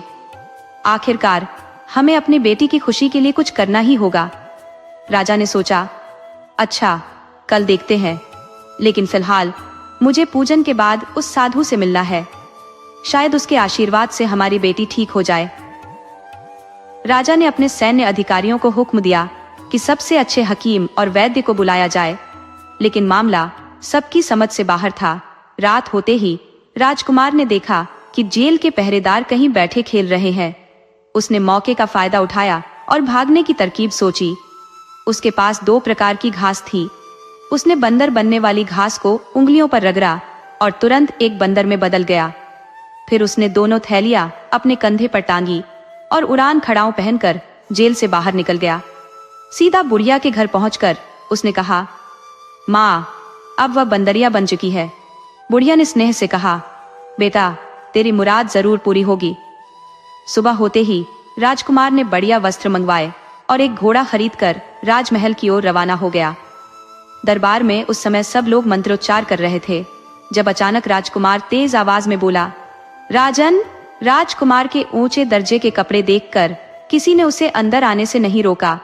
राजा और दरबारियों की निगाहें उसकी ओर मुड़ी और राजा गुस्से में अपनी जगह से उछल पड़ा। राजकुमारी, जो अब बंदरिया बन चुकी थी, एक खंभे के पास बैठी थी और उसके गले में रस्सी बंधी थी। राजा ने चौंक कर पूछा, तुम कैद से बाहर कैसे आए? उसने सेनापति को आदेश दिया कि जाकर पता लगाओ ये जेल से कैसे भाग निकला। राजकुमार ने शांत स्वर में कहा, राजन, मैं यहाँ अंतिम बार आया हूँ। अगर आपने अपनी जिद पर कायम रहे तो आपको अपनी खूबसूरत राजकुमारी को हमेशा के लिए इस रूप में देखना पड़ेगा। दरबार में सब हतप्रभ रह गए। सबके मन में सवाल था कि राजकुमार कैसे जेल से निकल भागा, और तब उनकी हैरानी और बढ़ गई जब उन्हें पता चला कि जेल का ताला तो सही सलामत था, फिर भी राजकुमार वहां से गायब हो गया। मंत्री ने राजा को समझाया, महाराज, इससे अच्छा वर आपकी राजकुमारी के लिए नहीं मिलेगा। आखिरकार राजा ने राजकुमार की शर्त मान ली। राजकुमार ने बंदरिया बनी राजकुमारी को एकांत में ले जाकर उसे दूसरी घास दी और वह फिर से अपनी असली सूरत में लौट आई। इसके बाद धूमधाम से राजकुमार और राजकुमारी का विवाह संपन्न हुआ। राजा ने उन्हें दहेज में कई हाथी, घोड़े और अन्य बहुमूल्य वस्तुएं भेंट की। तीसरे दिन राजकुमार अपनी नई नवेली दुल्हन को लेकर अपने देश के लिए रवाना हुआ। उसके साथ बहुत से सैनिक भी थे। रास्ते में उन्होंने कई जगह पर पड़ाव डाले और आराम किया। जब वह अपने राज्य पहुंचा तो शाम का समय था। घोड़ों और हाथियों की चहलकदमी से धूल के गुब्बार आसमान में उड़ रहे थे। वीरेंद्र सिंह के पिता ने सोचा कि शायद किसी ने उनके नगर पर हमला कर दिया है, इसलिए उन्होंने तुरंत अपनी सेना को तैयार कर लिया। लेकिन जब उन्हें पता चला कि वह उनका वीर बहादुर पुत्र है, तो पूरे नगर में खुशी की लहर दौड़ गई। राजकुमार अपनी छोटी माँ के पास गया और राजकुमारी को लेकर उनके सामने पेश किया। उसने कहा, माता, हमें आशीर्वाद दीजिए। आपके आदेशानुसार राजकुमारी फूलवती आपके सामने है। पूरा नगर रोशनी से जगमगा रहा था। राजा ने इस मौके पर बहुत उत्साह से जश्न मनाया। हालांकि छोटी रानी, जो ईर्ष्या करती थी, शर्म के मारे अपनी गर्दन नीचे किए रही। लेकिन राजकुमार की मां कलावती बेहद प्रसन्न थी। उसने अपनी बहू और बेटे का पूरे आदर सत्कार से स्वागत किया। धीरे धीरे राजा बूढ़ा हो चला था, इसलिए उसने राजकुमार को राजा घोषित कर दिया। राजकुमार ने अपनी समझदारी और जादुई शक्तियों से राज्य का बहुत विस्तार किया और अच्छे से शासन किया। उसके राज्य की शान और शौकत दूर दूर तक फैल गई। प्रजा पहले से ही राजा और राजकुमार से प्रसन्न थी, लेकिन अब तो राजकुमार की वीर गाथाएं चारों ओर फैलने लगी। दोस्तों, अगर आपको हमारी कहानी पसंद आई हो तो कृपया हमारे चैनल को लाइक करें, सब्सक्राइब करें और शेयर करें।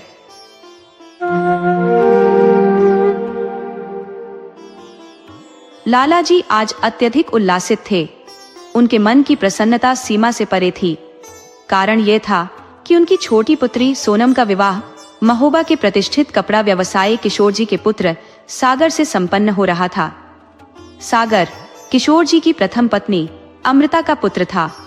जब सागर की आयु लगभग 10 वर्ष रही होगी, तब उसकी मां अमृता का देहांत हो गया था। किशोर जी ने उसके बाद विवाह न करने का दृढ़ निश्चय किया और वे सागर के पालन पोषण में संलग्न हो गए। समय के साथ सागर का बाल्यकाल किशोरावस्था में परिवर्तित हो गया और उसके मित्रों का समूह भी विस्तृत होने लगा। सागर अब अपने मित्रों के बीच हंसी खुशी जीवन व्यतीत करने लगा, किंतु किशोर जी के मन में अब अकेलेपन का अनुभव होने लगा। उन्हें यह महसूस हुआ कि जीवन के इस मोड़ पर उन्हें एक जीवन संगिनी की आवश्यकता है।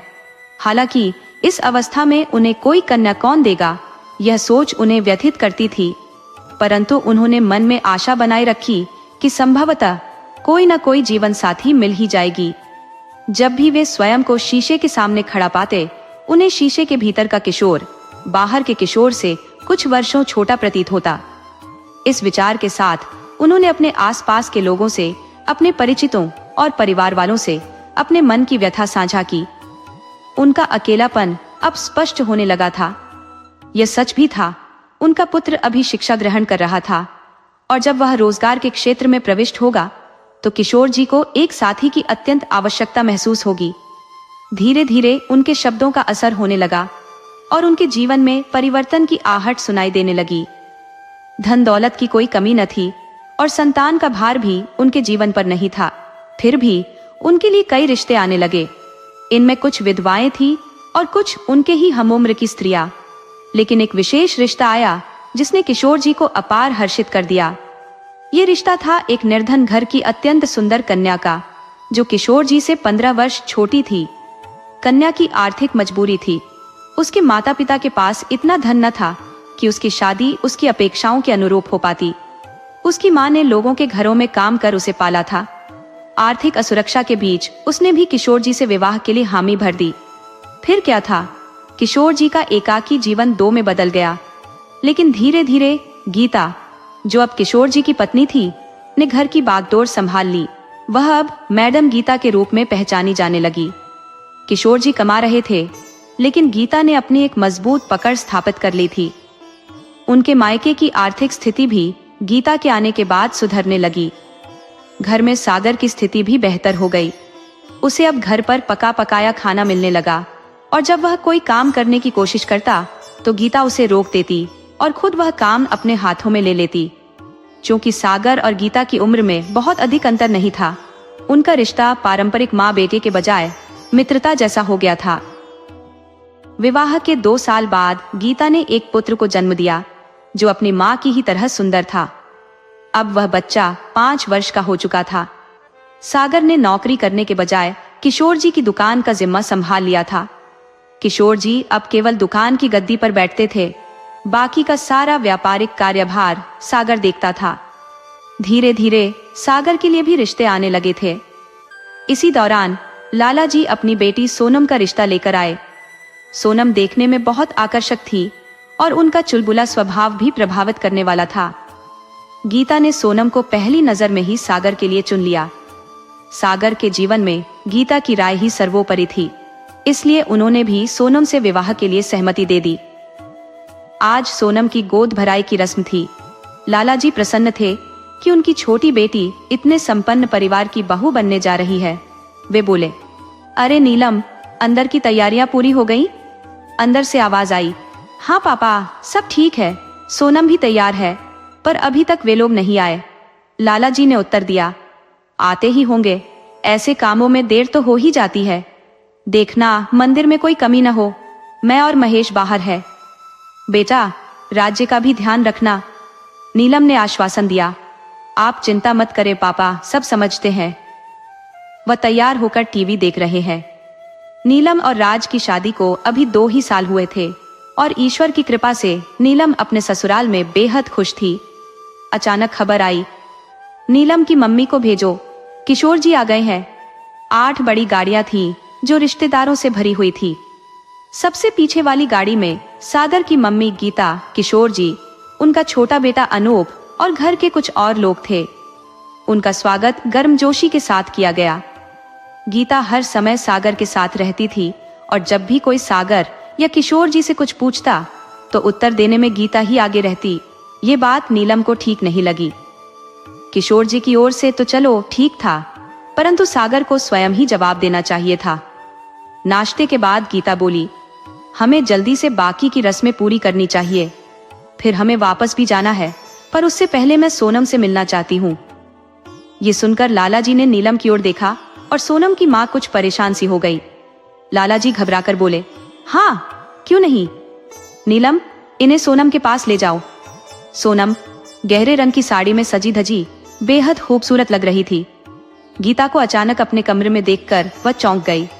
अरे शर्माओ मत, मैं तो बस यूं ही चली आई हूँ। कैसी हो? सोनम ने हल्की आवाज में कहा।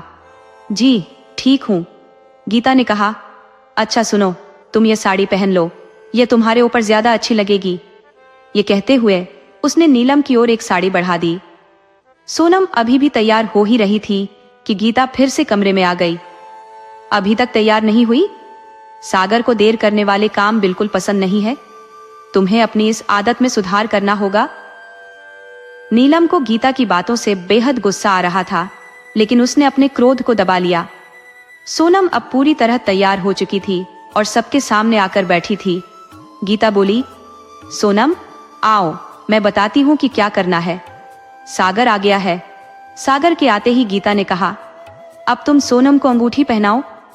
सागर ने जब अंगूठी पहनाई तो सोनम शर्म से लाल हो गई, लेकिन नीलम ने देखा कि सागर का ध्यान सोनम की बजाय गीता पर ही था। फिर गीता हंसते हुए बोली, सोनम अब तुम सागर को अंगूठी पहनाओ, लेकिन अभी भी समय है, एक बार फिर सोच लो, बाद में मत कहना कि गलती से शादी हो गई। इस पर सभी लोग जोर से हंस पड़े। गीता मजाकिया अंदाज में बोली, अरे भाई मजाक कर रहे हैं, आप लोग तो डर गए। किशोर जी चुपचाप खड़े थे और सागर भी हंस रहा था, लेकिन उसकी निगाहें अब भी गीता की ओर थी। सोनम अपनी नजरें झुकाए मंद मंद मुस्कुरा रही थी। नीलम ने गौर किया कि सागर का ध्यान सोनम से ज्यादा गीता पर था। सोनम ने जब सागर को अंगूठी पहनाई तो नीलम के मन में आया कि वह इस पूरे आयोजन को रोक दे, लेकिन उसने खुद को शांत रखा, यह सोचकर कि अभी कुछ कहना उचित नहीं होगा। जब सभी लोग वापस जाने लगे तो सोनम ने सभी के पैर छुए और हर किसी ने उसे कुछ न कुछ उपहार दिया। गीता ने भी सोनम के लिए एक गले का हार लाया था, जिसे पाकर सोनम की खुशी का ठिकाना नहीं था। चलते चलते गीता ने सागर से कहा, अगर सोनम से कुछ अकेले में कहना हो तो अब भी कह लो, बाद में मत कहना कि मौका नहीं दिया। सागर ने जवाब दिया, अरे मम्मी, सुबह से बातें ही तो कर रहा हूँ, अब चलना चाहिए।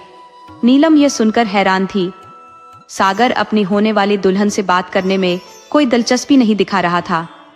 सबके जाने के बाद नीलम ने अपने पापा से कहा, पापा जी, मुझे सागर की मम्मी का स्वभाव कुछ अजीब सा लगा।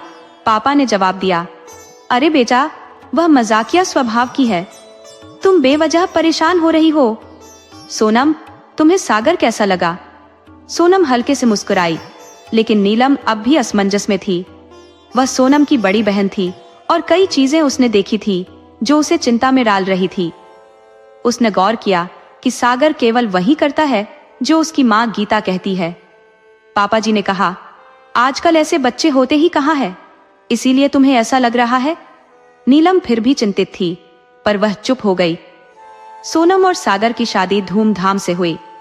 दोनों पक्षों में पैसे की कोई कमी नहीं थी और जमकर खर्च किया गया। नीलम को कई बातें खटक रही थी, लेकिन उसे सुनने वाला कोई नहीं था। सोनम विदा होकर ससुराल आ गई। घर मेहमानों से भरा हुआ था।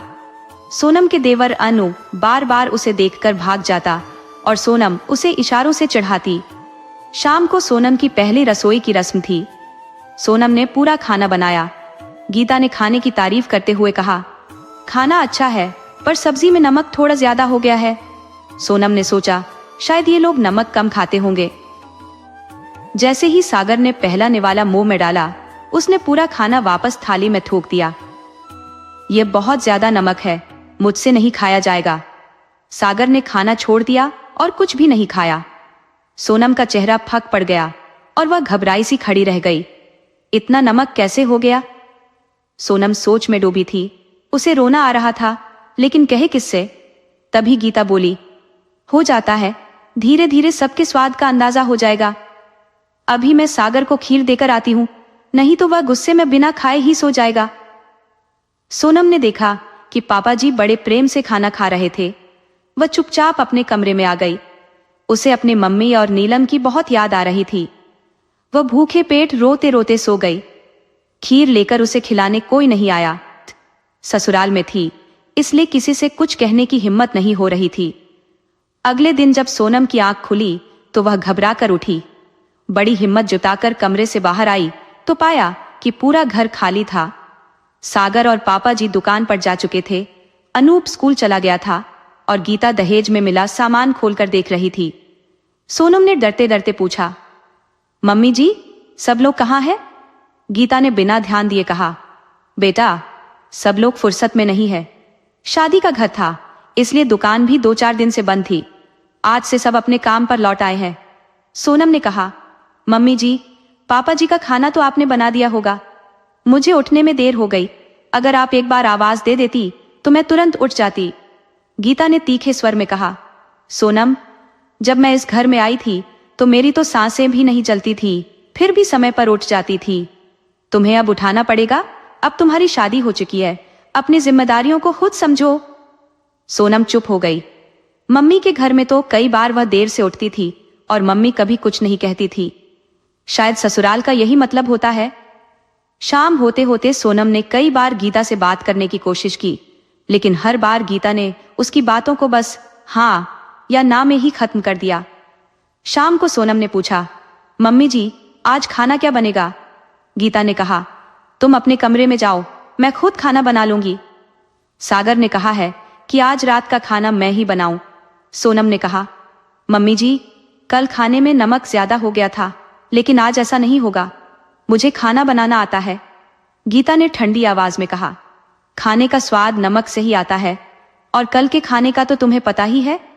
इस बार जब अपने मायके जाओ तो ठीक से सीख कर आना। अभी तुम यहां से चली जाओ। अगर सागर ने तुम्हें यहां देखा तो वह मुझसे नाराज हो जाएगा। सोनम निराश होकर अपने कमरे में चली गई। उसने सोचा, कितना अच्छा होता अगर मैं अपना मोबाइल साथ लेकर आई होती। कम से कम मम्मी और दीदी से तो बात कर लेती। दीदी ने कहा भी था कि मोबाइल साथ ले जाना, पर मम्मी ने मना कर दिया था।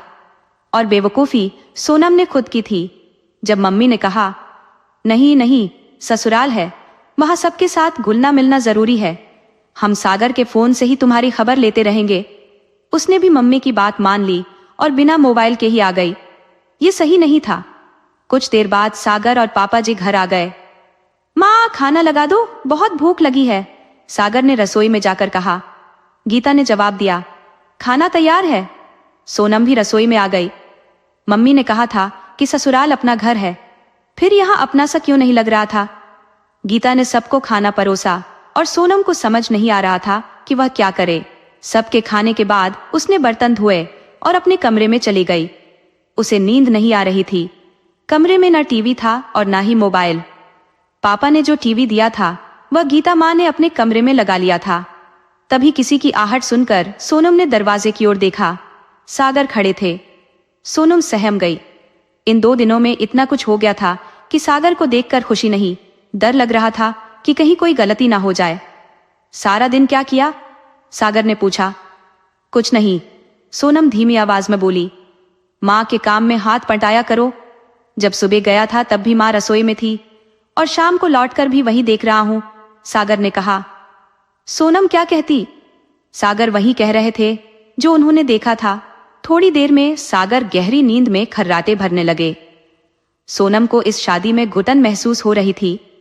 उसने अपनी सहेलियों से कितनी बार सुना था, फिल्मों में भी देखा था कि शादी कितनी अच्छी होती है, पर यहां तो कुछ और ही था।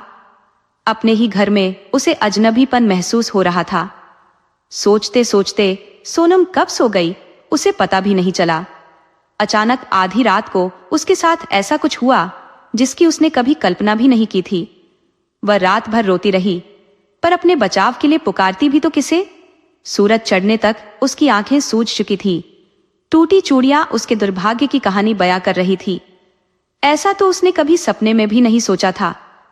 10 बज चुके थे, पर सोनम में हिम्मत नहीं थी कि वह किसी के सामने जाए और न ही कोई उसे बुलाने आया। आखिरकार अपने आंसुओं को पहुंचकर वह धीरे धीरे उठी और बाहर आई। गीता मम्मी मार्केट के सामान के साथ बैठी थी।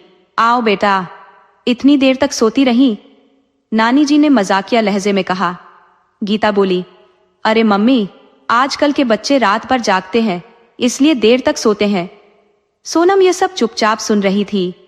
वह कैसे बताती कि सागर ने उसके साथ क्या किया? तभी गीता ने कहा, जाओ बेटा, कुछ खा लो। 1 हफ्ते की शादी के बाद पहली बार किसी ने ससुराल में उसे खाने के लिए कहा था।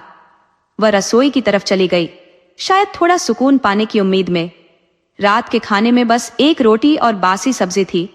सोनम में इतनी ताकत नहीं बची थी कि वह खुद के लिए कुछ और बना सके। जैसे ही उसने पहला निवाला मुंह में रखा, उसकी आंखों से आंसू बहने लगे। वह रो पड़ी। अचानक उसने अपने सिर पर किसी का स्पर्श महसूस किया। वह नानी जी थी। चुप हो जाओ सोनम, आज की बात है। कल तुम्हारे पापा जी तुम्हें लेने आ रहे हैं। अगली बार जब आओ तो खुद को मानसिक रूप से मजबूत करके आना। नानी जी के शब्दों का अर्थ सोनम अब अच्छी तरह से समझ चुकी थी। नानी जी ने उसके लिए चाय बनाई और दोनों ने साथ में चाय पी। चाय पीते हुए नानी जी ने सोनम को किशोर जी और गीता की शादी की पूरी कहानी बताई।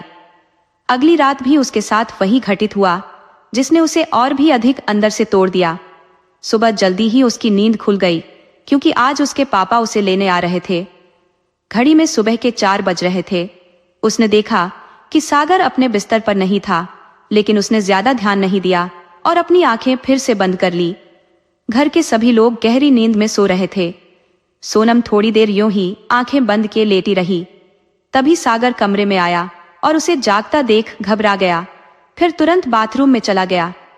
आज सागर दुकान नहीं गया था, शायद इसलिए क्योंकि सोनम का वक्त बेहद मुश्किल से कट रहा था। हर पल उसे बस अपने पापा के आने का इंतजार था। वह बार बार घड़ी देख रही थी, जैसे समय उसकी बेचैनी को और बढ़ा रहा हो। करीब 11 बजे थे जब उसे बाहर गाड़ी रुकने की आवाज सुनाई दी। सोनम की खुशी का कोई ठिकाना नहीं रहा, लेकिन जैसे ही उसने गीता माँ की ओर देखा, उसके चेहरे की खुशी एक पल में सहम से बदल गई। वह निहार रही थी उसे एक विचित्र दृष्टि से। सोनम हैरान थी, क्योंकि सागर और गीता माँ का स्वभाव पूरी तरह बदल चुका था। उनके स्वर बदल गए थे, जैसे कुछ छुपा रहे हों।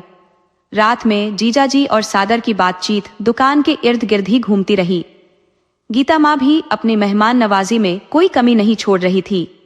जब सोनम मायके के लिए निकली तो सागर की माँ ने उसे जल्दी वापस आने को कहा, यह कहते हुए कि उसके बिना घर वीरान लगेगा। नानी जी ने धीरे से कहा, अगली बार और मजबूत होकर आना। ये वाक्य सोनम के दिल में गहरे उतर गया। उसे भीतर ही भीतर खा रहा था। जब सोनम बाहर निकली, उसे लगा जैसे उसने वर्षों बाद पहली बार ताजे हवा में सांस ली हो। मायके आने की खुशी थी, लेकिन ससुराल में जो कुछ उसके साथ हुआ था वह उसे मुरझाया सा बना गया था। उसका मन भारी था, चेहरे पर कोई चमक नहीं थी। जब वह घर पहुंची, दरवाजे पर मम्मी खड़ी थी, उसी का इंतजार कर रही थी। मम्मी को देखकर सोनम का धैर्य टूट गया। उसने मम्मी के गले लगकर बच्चों की तरह रोना शुरू कर दिया। बेटी पहली बार ससुराल से मायके आई थी और उसे इस तरह टूटा हुआ देखकर मम्मी की चिंता बढ़ गई, पर उन्होंने अभी कुछ नहीं पूछा। शाम ढलने के बाद जब सोनम ने मम्मी से कहा कि वह आज रात उनके पास सोएगी, तो मम्मी ने कहा, हाँ बेटा, इसमें पूछने की क्या बात है। उस रात मम्मी, नीलम और सोनम तीनों एक साथ लेटी थी। पापा, भाई और राज बाहर के कमरे में थे। मम्मी ने धीरे से पूछा, बेटा, ससुराल में सब ठीक तो है? सोनम ने जवाब दिया, हाँ मम्मी। मम्मी ने फिर पूछा, सागर का स्वभाव कैसा है?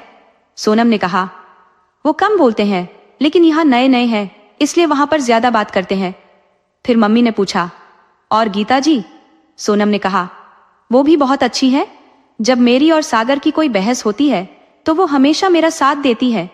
सच के ऊपर झूठ की परतें चढ़ाकर सोनम ये बातें कह रही थी, क्योंकि वह नहीं चाहती थी कि उसके मम्मी पापा को उसकी ससुराल की सच्चाई पता चले। वह नहीं चाहती थी कि उन्हें दुख हो, ये जानकर कि उसकी ससुराल उसके लिए किसी जेल से कम नहीं है।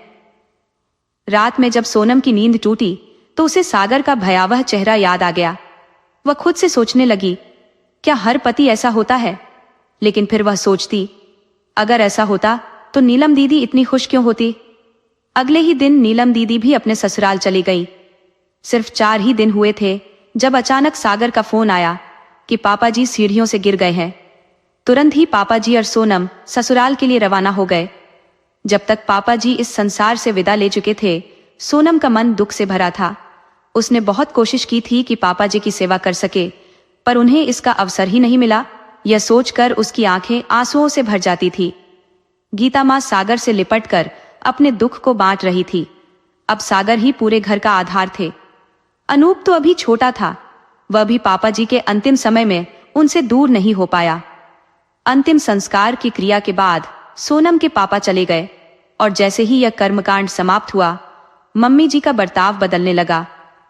मम्मी जी ने छोटी छोटी बातों को लेकर शिकायतें शुरू कर दी, कभी खाने की गुणवत्ता पर तो कभी सफाई के अभाव पर।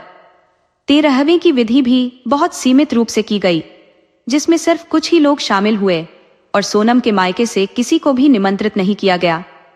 सोनम सागर की बेरुखी सहन नहीं कर पा रही थी। जो सोनम कभी हंसी खुशी से भरी रहती थी, वह अब कुछ ही महीनों में बिल्कुल शांत हो गई थी। गीता माँ तानों के बिना कुछ नहीं कहती और सागर उससे केवल वही बातें करते जो उनके आवश्यक होती। रात को वह कमरे में तो आते, पर सुबह कब चले जाते सोनम को पता ही नहीं चलता। एक रात जब रात के लगभग 2:30 बजे थे, सोनम की नींद अचानक टूट गई। उसने देखा कि सागर बिस्तर पर नहीं थे। इतनी रात को वह कहां जा सकते हैं? सोनम उठकर बाहर निकली। पूरे घर में अंधेरा था। उसे समझ नहीं आ रहा था कि सागर कहां गए। उसके कदम धीरे धीरे गीता माँ के कमरे की ओर बढ़े।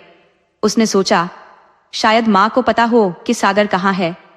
जैसे ही उसने दरवाजे को हल्का सा धक्का दिया, दरवाजा खुल गया। सामने सागर और गीता माँ बैठे थे। सोनम ने पूछा, आप यहाँ? मैं आपको पूरे घर में ढूंढ रही थी। गीता माँ ने तीखे स्वर में कहा, क्या मुझे अपने बेटे के पास आने के लिए तुमसे पूछने की जरूरत है? सोनम ने घबराते हुए कहा, नहीं मम्मी जी, ऐसा कुछ नहीं है। बस मैंने इन्हें अपने पास नहीं देखा तो डर गई। सागर ने कहा, ठीक है, मैं आता हूं। और सोनम अपने कमरे में लौट आई। उसके मन में अनगिनत सवाल घूम रहे थे। यदि सागर को नींद नहीं आ रही थी तो वे उसे जगा सकते थे, लेकिन उसे अकेले छोड़कर मां के पास क्यों गए? कुछ ही देर में सागर कमरे में आए और सोनम ने उनसे कहा, मैं आपसे कुछ बात करना चाहती हूं। सागर ने ठंडी आवाज में कहा, अभी सो जाओ। सोनम ने फिर कहा, आप मम्मी जी के साथ तो बातें कर रहे थे। सागर यह सुनते ही गुस्से में आ गए और सोनम के गाल पर जोर से 2 थप्पड़ जड़ दिए। सोनम को यह उम्मीद बिल्कुल भी नहीं थी। सागर के इस रूप को देखकर वह स्तब्ध रह गई। तभी उसे नानी जी की बात याद आई। अगली बार जब आना तो मजबूत होकर आना। सोनम समझ गई कि अब उसे भी कठोर होना पड़ेगा। अगले दिन वह सुबह सुबह उठकर नहा धोकर रसोई में नाश्ता बनाने लगी। जब तक सब उठे, नाश्ता तैयार हो चुका था। वह सागर के लिए नाश्ता लेकर उनके कमरे में गई। न जाने क्या हुआ, सागर ने उसी कमरे में नाश्ता किया और फिर दुकान पर चला गया। उसके जाने के बाद सोनम जब रसोई में आई, तब तक गीता माँ नाश्ता कर चुकी थी और अनूप भी स्कूल जा चुका था। गीता माँ ने उसे देखा और बोली, सोनम, एक काम करो, अपने सारे गहने मुझे दे दो। क्यों मम्मी जी? सोनम ने हैरान होकर पूछा। गीता माँ ने कहा, अभी तुम्हारी नई नई शादी हुई है, गहनों की देखभाल में तुम्हें मुश्किल होगी। सोनम ने दृढ़ता से जवाब दिया, मम्मी जी, मैं अपने गहनों की देखभाल खुद कर सकती हूँ। रक्षाबंधन करीब था और सोनम के मन में अपने मायके जाने की खुशी थी। 4 महीने बीत चुके थे और वह दिन गिन रही थी कि कब मम्मी पापा से मिलने का अवसर मिलेगा।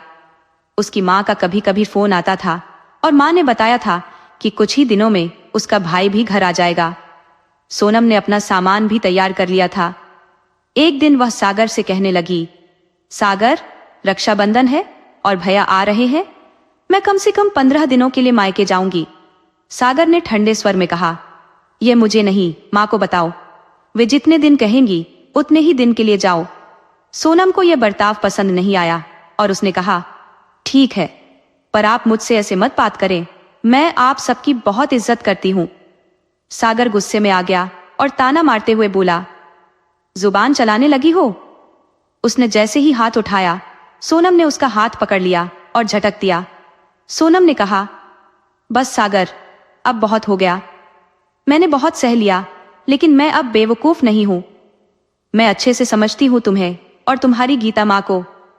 सागर को सोनम का ये रूप देखकर गुस्सा आ गया और उसने उस रात सोनम को जमकर मारा। अगले दिन जब सोनम कमरे से बाहर निकली तो उसने गीता माँ के कमरे से सागर की आवाज सुनी।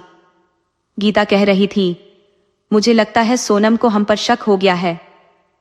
सागर झुंझलाकर बोला, मैंने तुमसे कहा था कि इस शादी के लिए मना कर दो, लेकिन तुमने मेरी एक नहीं सुनी। अगर थोड़ा इंतजार कर लेते तो आज यह मुसीबत हमारे सिर पर ना होती। अब तो किशोर भी नहीं रहे और हमारी जिंदगी आराम से कट जाती। इतना कहने के बाद गीता ने सिर झुका लिया। सागर ने कहा, कितना अच्छा होता अगर सिर्फ तुम, मैं और हमारा बेटा अनूप होते। मुझे हमेशा से डर था कि कहीं वह बूढ़ा आदमी सोनम को सब कुछ न बता दे, लेकिन तुमने उसे ठिकाने लगा दिया। सोनम यह सुनकर सन्न रह गई। उसकी दुनिया जैसे एक ही पल में बदल गई थी। वह सागर के सामने आकर खड़ी हो गई और जोर से चिल्लाई, सागर, तुम्हें जरा भी शर्म नहीं आई? ये औरत जो तुम्हारी माँ बनकर आई और तुम्हें जरा भी शर्म नहीं आई कि उस इंसान ने तुम्हारे लिए अपना भरोसा जताया और तुमने उसे मार डाला। गीता ने क्रोध में आकर सोनम के बालों को जोर से खींचा और चिल्लाई, चुप रहो, उस बूढ़े ने मुझसे शादी कर मेरी जिंदगी तबाह कर दी। पैसा था मगर उसे मेरी कीमत समझने कभी नहीं आई। जब भी मैं उसके साथ सड़क पर निकलती थी, लोग मुझ पर हंसते थे, और जब सागर की आंखों में मेरे लिए प्रेम की झलक देखी, तब मुझे एहसास हुआ कि मैंने अपने जीवन में कितनी बड़ी भूल कर दी। लेकिन फिर एक दिन मैंने उस गलती को सुधार लिया। सोनम ने कहा, तुम्हें शर्म आनी चाहिए, इसमें शर्म की क्या बात है?